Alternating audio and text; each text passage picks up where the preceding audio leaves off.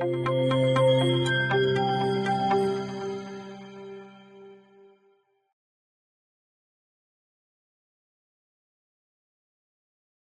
now, let us till now we looked at the operating modes. Okay, so ARM supports 7 operating modes. Okay, we will discuss about this in detail. What exactly this all this thing means. Okay, so now if you come at the registers, right? So ARM supports registers something like this. Okay, we will have registers from R0 to R50, and you will have one a program status register, which we call it as a PSR.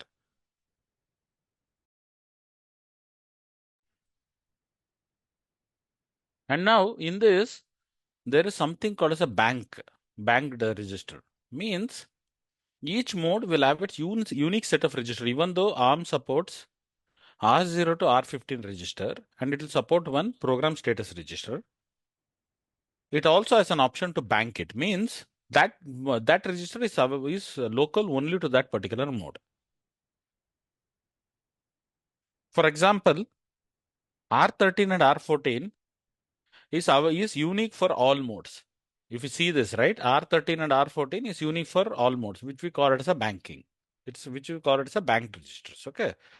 So if you see here in this thing, main part, this is different for each mode. For example, if I'm in an abort mode, let us assume I write 1 to this register and 2 to this register. So let us assume the value each you can have 1 to this register and 2 to this register. And if I shift in user mode, let us assume the original value of this was 3 and 4. You will see 3 and 4, but you will not see 1 and 2. Because once you shift the mode from an abort mode to the user mode, since the register is banked and it is different for this specific mode, either it is user mode or system mode.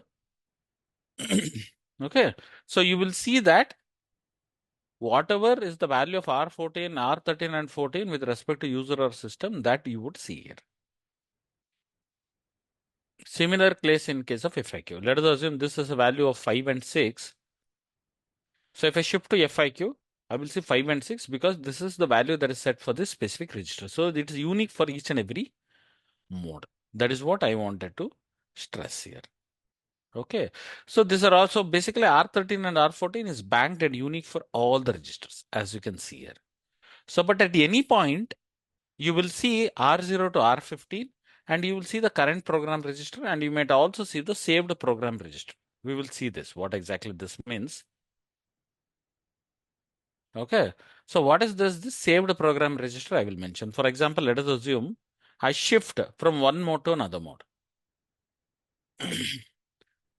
Since current program status register is common for everybody, and in that mode, I would have done some operation in the program status register. I have to retain it. So what will happen is, as the part of the flow itself, whenever I shift automatically, it's a part of the CPU core itself. Whenever I shift from one mode to another mode, the current program register will be put into the saved program register so that I can restore it back. Okay. So that is the reason you'll have something called as a saved program status register, if you see this. So now let us assume I am in a user mode and I shift to abort mode. So when I shift from user mode to abort mode, the CPSR which got modified when I was in the user mode, which get pushed into the saved program status register.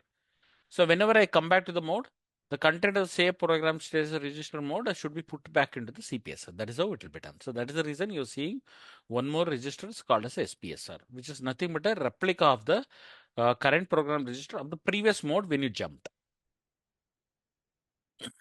Okay, so that is the reason it is unique for each mode. But FIQ has one few special register which is banked and which is unique only to FIQ mode. That is nothing but R18 to R12.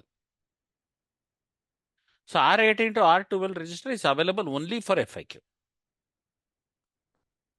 So one thing what you need to remember is, for example, let us assume I shift from abort mode to user mode. I'm just giving an example. Whenever I shift from abort mode to user mode, I need not take a backup of R13 and for R14 because it's unique for this. So in case, worst case, if I want to take a backup, I have to take a backup of R0 to R12 and R15 and CPSR. This is the things I have to take a backup because that is local. That was local with respect to abort mode. Since I'm shifting the user mode, since I don't want this thing to be corrupted, I have to take a backup of this. Similar case, whenever I shift from user mode to an IRQ mode, I need not take a backup of R13 and R14, but I have to take a backup of R0 to R12 and R15 in a worst case. So it applies for the same thing. But when I jump from any of the mode to the FIQ mode, I need not take a backup of R18 and R12 because that is unique. It's a banked. Okay, and that will be separated and it has a own set of registers for R8 to R12. So now the number of registers what I have to take what I have to take a backup is R0 to R7 and then R30. So now since the number of registers whatever I have taken to which I have taken to backup is reduced, the time required to task execution. I don't know whether you people know of this interrupt latency and other things, right? So that part will get reduced. That is the reason you have this name called F, fast. So why it is called fast? Because the time I start doing the real business logic of interrupt handling will be much faster in case of FIQ because I will spend less time in doing a backup. So means if I do the same thing on IRQ, I will take more time compared to the FIQ. That is the reason in most of the scenarios we use IRQ only, normal IRQ. But if you want to do something faster, we can also associate with something called as an FIQ, fast interrupt. So that is one of the difference between this FIQ, as you can check out here. Okay, so that keeping that in mind, if you look at here, let me clean it. Just give me a second. There are 37 registers in total. In this, one is a program counter. So one is the program status register, current program status register, and it will have 5 saved program status register. So if you see this, 1, 2, 3, 4, 5, one current programs register and one PC. Okay, that is what you can see here. And then it will have 30 registers. So if you see here, 15, 16, 17, 18, 19, 20, 21, 22, 23, 24, 25, 26, 27, 28, 29, 30. So there are 30 registers, one program counter, one CPSR, and 5 SPSR. This is the total number of registers that is available in case of ARM compared to your x86 itself. If you go to x86, right? For example, even if you go to x86 64, right, you would see hardly around 5 to 15, around 10 registers. I think 10 to 12 or something around that. But if you go to 32-bit x86, right, you will see still number of registers, less number of registers. So that is what, if you remember, right, we were also studying with an ideology of a RISC. RISC talks about have more number of registers. And if you look here, you are having almost 30 plus general register, which is really good. Okay, so that is something which you can have a look in the specific use case. Okay, and then after that, each and every register that is available here has some special purpose also associated with that.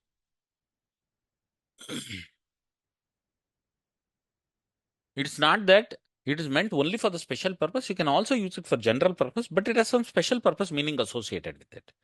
For example, R15 will be used as a program counter. Okay, R15 will act like a program counter. R14 will act like a link register, and R13 is nothing but your stack pointer. So this is used to refer to the stack. This is used to hold a link register. I will tell what is the link register all about, and this holds the program counter. Where is the next instruction what I have to fetch? That value will be present here. And there is something called as a link register. So whenever I do a function jump from one function to another function, the return address will be stored in LR. So the purpose of LR is used to store the return addresses. That is something that is different from an ARM and an x86. So if you look at an x86, the return address was stored on the stack. Okay. But in this specific case, the return address is stored in LR. Okay. So the return address is stored in LR, not onto the stack. Yeah. So that is something which I want to stress in case of the ARM subsystem, as you can check out here. Okay. So any doubts or questions till this point? And if you look at a very big picture, this is how it will look like, as you can see here. Okay, this is what you can check out here. You'll have a user mode, system mode, FAQ mode, IRQ mode, SVC mode, undefined mode, and abort mode. These are all the mode that it can exist. Hi. Yeah. I have one doubt here. Yes. So, it's general discussion was happened with the. So, generally, while interrupt is triggered, the CPU will go into the interrupt mode. Yes, correct. So, no scheduler will not work over there in that mode. No scheduler will not work in the case. I didn't get you. You're talking In about the interrupt mode, general OS? the general thing which is related to these registers. Mm-hmm. So, no CPU means if you interrupt mode, the kind of a schedulers will not be there, right? I'm correct me if I'm right or wrong. So See, if the thing is, if you look at the scheduler, right? See, scheduler is a piece of code that is residing inside the kernel. Okay, so job of that is used to select which is the next task which I have to pull into the CPU for running. Okay, so basic job is the basic job of the scheduler is to pick the which task should I schedule on which CPU. Okay, and if there is already some task running on the CPU, it will pull it out and then it will put into the it will just organize it in the wait queue such a way that it can also be pulled at some point of time. Okay, so this is the responsibility of the scheduler, but while doing this it also does something called as a context. Basically, it will also save the context and it will also restore the context. Okay, so all those things it will do as a part of the things. Okay, but this is the piece of a code, but this piece of the code is triggered from the interrupt only. So once interrupt is started executing, Mm-hmm. the CPU, all the things will be in interrupt mode. So Sorry, when the after interrupt CPU is is running, completed, when the CPU is running, when the interrupt is triggered, right? So it will uh-huh. all the CPU will go into the interrupt mode. Yes, because see, that is how it is. At least if you look at an ARM, moment the interrupt comes, it will go to the interrupt mode. Yes. But Interrupt what mode. will happen is, normally, right, in most of the CPU, okay, when the interrupt comes, right, the whole interrupt will be disabled as long as you're in the interrupt handle service routine. Right. Okay, So whole interrupt will be disabled, but it is not a restriction of the processor, but they want to logically stop all the interrupt. So that is the reason we tell whenever we write an ISR, for example, interrupt, basically if you write an interrupt handler, right? In case of the any of the operating system, they tell to keep it as small as possible. Or if you want to if you feel that the interrupt handling is becoming too much and too much complex, we'll put it to something called as a bottom off so that it can execute later point of time without stopping the interrupts actually. agree So that one. the top up So to small. Yeah, tell me. Yeah. once interrupt is executed, Uh-huh. so which register will be triggered from come out of that interrupt context and start executing it's a normal mode. How it will Okay, happen? okay. The So that is context what I is will in explain. between. See, normally what will happen is let us assume the interrupt comes. Okay. The interrupt Hmm. can come in multiple ways. One is a software interrupt, one is a hardware interrupt. Okay. Hardware Let interrupt. us assume consider case of an hardware interrupt, IRQ. Okay. So what will happen in this cases, you'll have a CPU core, and CPU core will have two things that is available. That is nothing but FIQ line and IRQ line available. Okay. Then after that, you will have something called as an AVSC, vector interrupt controller you will have. Okay. You will have a vector interrupt controller. We will also call it as AVIC, advanced vector interrupt controller. It could be anything basically. Okay. So what will happen is all the peripheral interrupt will get routed to this AVIC. And it will consolidate all of them and it will push as a one request to FIQ and IRQ, which will go to the CPU core. Okay. So now let us assume any one of the peripheral has raised the interrupt. AVIC will get to know that it is raised, and then based on that, it will raise the IRQ line. So the CPU core will get to know that, oh, there is some interrupt which has to be processed. Okay, once this happens, the CPU core, most of the time, it will disable the interrupt temporarily. The Yes. global interrupt, basically. Okay, IRQ, it will process it till this service routine is done.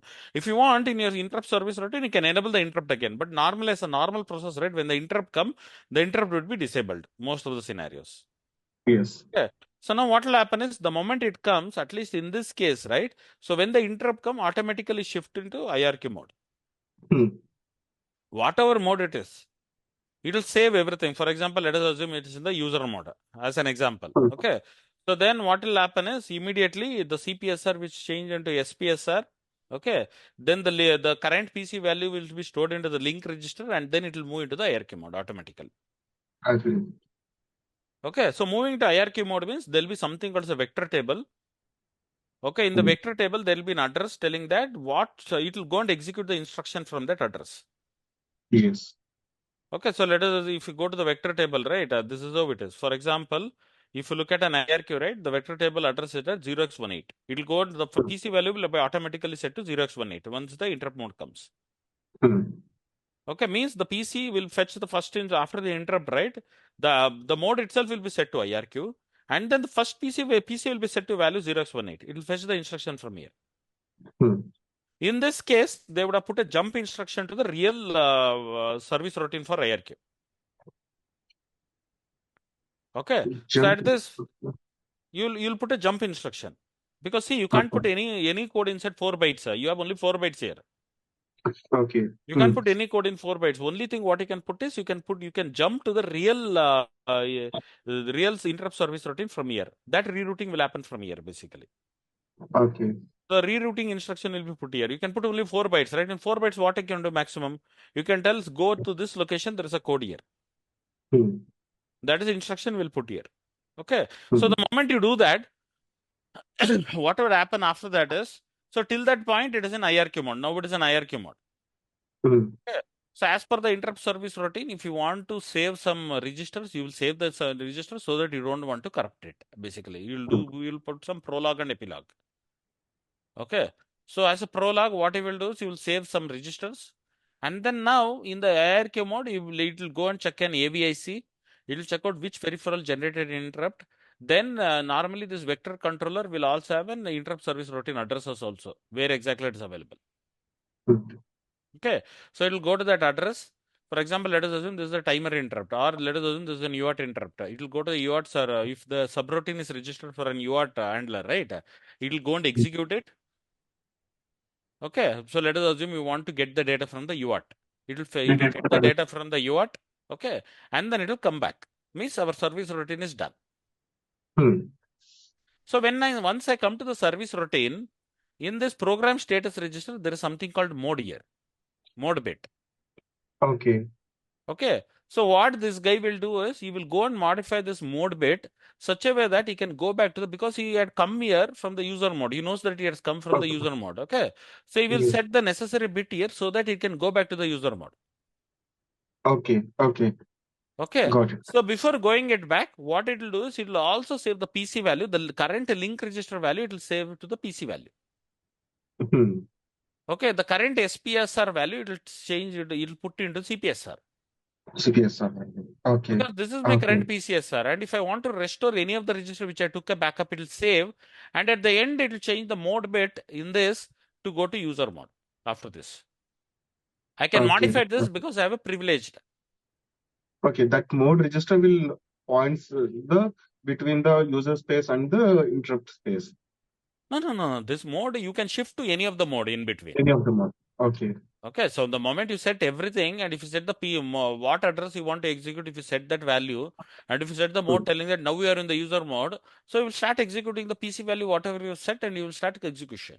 You'll continue Hmm. doing the execution. Wherever you stopped, you'll start executing that part of the code. Hmm. That is how it happens at a very high level, actually. Yeah. Okay. Okay. Got Got it, it. actually. Yeah. Did you Got get it. it? Yeah. That is what it Yeah. happens. And that is the reason we have this mode bit available so that you can shift the mode, basically. Hmm. So yeah, I think I have a question here. Yeah, Hmm. so in let's suppose, I mean again a hypothetical question. Yes. So there is only one way you can shift the from an IRQ to user mode back is only Uh-huh. through this mode mode bit, right? Yes, mode bit. Yeah, true. And So for let's example, if you have suppose, interworking, normally there is something called interworking in the thumb mode. Okay. There also, I okay, think you can, okay, but there you will only shift from arm mode to thumb mode. Okay, okay. No, this is the yeah, only mode actually. Yes, yeah. correct. So let's suppose this mode got corrupted somehow. So what is our status of the CPU? Mode got corrupted in the sense like, I mean, can the you, bit got corrupted, and then how you'll will end the up in CPU that handle mode it? actually. Then see, because you wanted to go to that mode, right? You will start executing something else in that case actually. So the instruction cycle, everything is corrupted in general, right? Yeah, instruction cycle will be corrupted and the Yeah. mode So what you are then doing will how be it will corrupted. trigger the exception? Then what will happen is, see, let's see, whatever it is, let us assume, see, if it is a normal instruction, let us assume, instead of setting, say, corrupted means, let us assume you wanted to set to go to user mode. Instead of that, you went into abort mode. I'm just giving an example, okay? Hmm. Or you went into supervisor mode, okay? So what will Okay. happen is, whatever PC value you have set, right, it will go to that address, it will start fetching the instruction and it will be executing, okay? Hmm. So it will be executing that, but the mode at that point is supervisor mode, okay? But let us assume due to some reason you don't have permission for something, okay, that for some particular region, and then what will happen is you end up in doing either abort or undefined scenario if you enter, right? Then it will come into abort mode or an undefined mode actually. Okay. And Then if it it will returns, it throw will an come to higher. exception. It will throw and run exception. That is not stopped. Okay. Okay, only thing is instead of going to user mode, you have end up in abort or undefined mode. But this is very So rare. is the Really look at it. yeah, it's a rare thing. I think we made Yeah. it more efficient. So, but the point is, program status register is also linked with your stack and heap overflows also sometimes, or it's not related. No, it will be related. For example, if you keep shifting from one mode to another, see normally that is the reason you have a SPSR in each and every mode. If you look at here, see here. Okay, so Mm. let us assume. See, if you want, you have to shift between across the mode only. Okay, in the same mode, if you're doing jump from one, if you let us assume I'm in a user mode, I'm supporting multiprocessor multi-threading. Okay, and Mm-hmm. then that CPSR is local to that thread operations, whatever you're doing. Okay, so when I Yeah, shift yeah. between the thread, it is the thread responsibility to save it and restore it. Okay, but when I shift from mode to mode, right? See, there is an SPSR in each and every mode, so it will get saved here. Let us assume I shift from here to here, that will get saved here. Let us assume if I get shifted here, that will get saved here. But if I don't restore it back when I come back to the mode, right, there is a possibility that it will get overwritten and it will be lost. So that is where we Yeah. have to put a right logic such that if I'm trying to shift between multiple modes, I have to restore and recover it back. If it is not done Mm-hmm. properly, then I have to you push it onto the stack, or it depends on the logic. How, what do you tell, what kind of complexity I can end up in. Okay. So if it is Okay. more and more complex, this can end up in SPSR. Similarly, the return address also, right? If it is only one level, link it can store in link register because it can store up to one level only. But problem is Okay. if the number of jumps is more than one level, let us assume I have one function, from one function I jump to another function I jump to another function, then your link register will save only the last LR. The middle one you Mm-hmm. don't save. Then it's a responsibility of our application to push that into the stack actually. Okay. So Okay. that is where you will have the data in stack. But in that kind of data can get impacted if you do stack overflow and other things actually. Yeah. Okay. So same is the case with the watchdog reset also. It's the same scenario, right? Because Watchdog. watchdog reset is, I think it's FIQ maybe, right?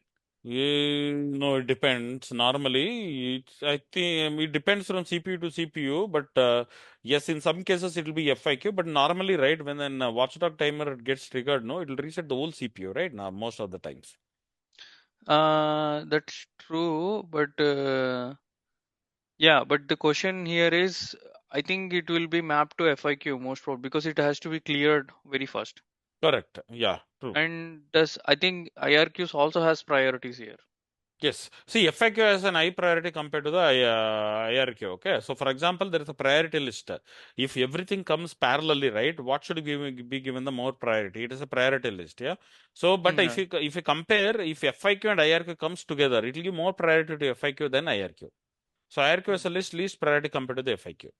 Mm-hmm. Okay. Okay. Okay. Okay. So like that, it is a priority for each and everything. For example, if abort come, undefined come, and yeah, SVC come, right? It will give more preference to the. See, normally SVC is something which user can trigger. Okay, it will not come from an external entity. Okay. Similarly, so only thing that can get triggered from an external entity is FIQ, IRQ, undefined and abort. It can come at any point of time. Okay. So even abort and undefined will not come at the same time. Either abort can come or undefined can come. If you look at any of the scenarios. See, just imagine a scenario where data abort also will come, undefined also will come. It is almost impossible to occur. Okay. But FIQ, IRQ coming and undefined or abort coming is more probable. Okay, so in that case, it will give more preference to the undefined exception or an abort exception, and then it will come back to the IRQ handlings basically, because this kind of critical exception handling is more important. Yeah. Okay. Thanks. Okay, so based on that, it will fix the priority, but nevertheless, there is a priority also. What should happen? But at least in these two IRQs, FIQ is an highest priority compared to the IRQ actually. Yeah. So all this is actually written in assembly language or some C language. Which one? The I priority and other mean, things? these kind of algorithms are they No, written that in is part assembly of or an control? IP. It is part of an IP. So mostly it's assembly. It's no, but if you look at VLS has its own language, right? There some would have No. written in C Sorry. and other Yeah, things. yeah. Yeah. See, It's most of the times VHDL they or use C Verilog. only. Okay, so it's there are a lot of languages. So there is Verilog and other things. Okay, Yeah, I know. in some I think nowadays Yeah, people are using C only. it's Yeah, on silicon, right? Yeah. on silicon. It's part of a silicon actually. Okay. Yeah. Okay. So ultimately, it's a hardware which deals with it. But there is an algorithm, but there is an hardware algorithm which is transformed to the hardware at the end, actually. Yeah. Yeah. True. I got Okay. it. Yeah. Yeah. Okay. So yeah. So Uh, any no question? doubt. Yeah, the context switch between the process, right? Uh-huh. So what about the current process registered value program counter? This will move to memory, then only it will switch another process, something like that. The My PC also it will save. See, for example, let us assume I'm in a process one. okay. Okay. So process one and process two. I'll just give an example. Let us assume the process one code resides in. I'll just give a very simple example. 1 to 10. Okay. Okay, let us assume the process 2 code resides from 20 to 30. I'm just giving a simple example for our understanding. Okay, so let us assume I've executed 1 and 2 instruction. 1, 2 is done execution. Okay, so now the PC value will be, once the 1 and 2 is executed, the PC value will be 3 because 3 is the one which is next to be fetched and executed. Okay, so now what will happen in this case is, let us assume at this point the context switch has to be done.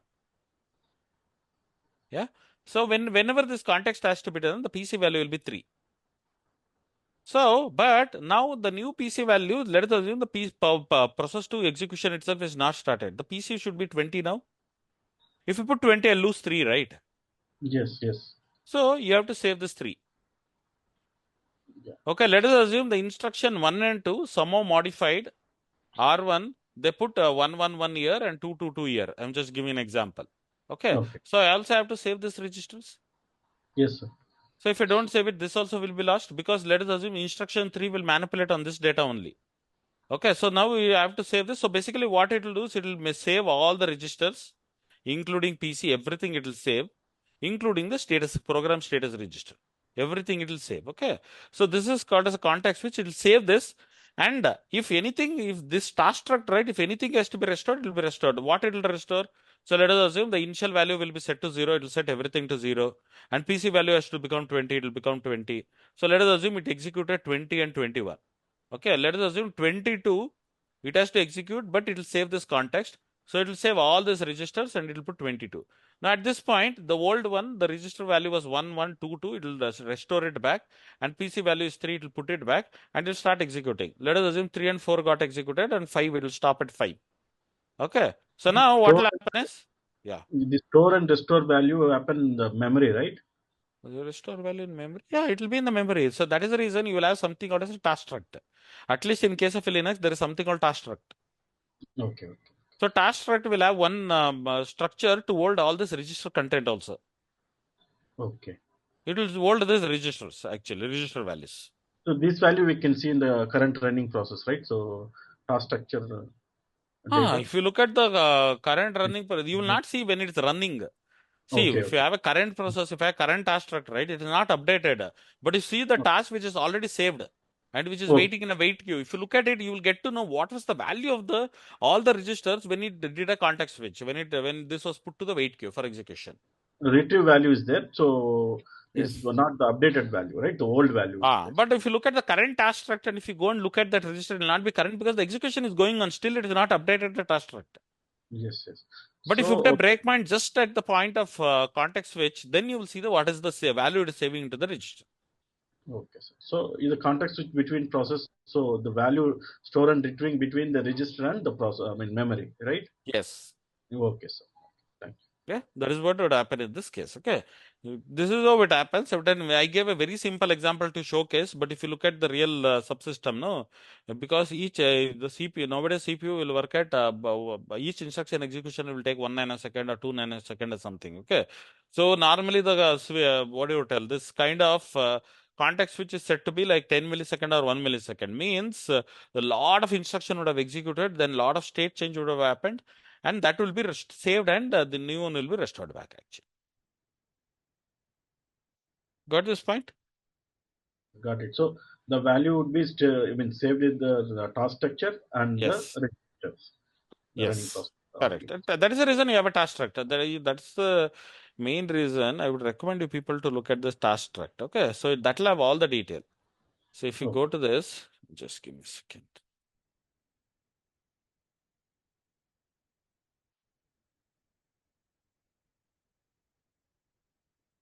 So if you look at here, just give a second, let it open. Yeah. If here, there are a lot of task structures here. If it's here. Okay, so in this, one of the things will be the registers. For example, if you see here, it has a lot of things, states changing, saving, and other things. But in this, one of the part will be the register itself. Let us see that. So I think these are all wake up, trace. Just give me a second. We can see one of the things will be associated with the register itself, actually. Okay. So this is all remote thing. Just give me a second. Atomic flags, PID values. Okay, then these are all atomic values. Just give me a second. Somewhere here you will find even the register details also. Okay, so signals also information will be stored here. Okay, so it will have some signals also. That is also fine. Okay, so just a second.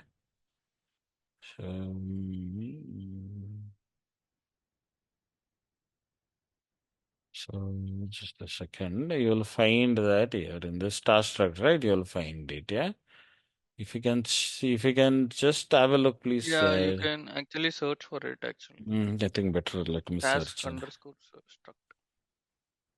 No, it's task underscore struct. No, already I was there in task underscore struct. That is what I was looking at, task underscore struct. But in this, I have to see the, it will have some information about the register itself. That is what I want to look at, where it will save all these registers, right? Reg, it will save the registers. That is what I wanted. It will PT register. See, this is the one. Okay, so it will have something called registers to save all this information. Yeah, but this is part of the task structure. That is what I want to stress here. Okay. Okay. So this also architecture based, right? The architecture specific this structure. Yes, the structure will be architecture specific. It is defined here, but if you go to the local, what do you tell, local architecture, right? The definition will be there present in that, telling that what does it mean, how it is put up, everything will be present in that specific parts actually. Yeah. Okay. Okay, so that is how it will be put up. But this will be there as a part of this, and it will save all the information from here actually, if you look at it. Yeah. Okay, sir. Okay. Thank you. But this is the point actually. This is the point where you will find all the information about the subsystem. Okay, so this is one thing which I wanted to mention. Okay,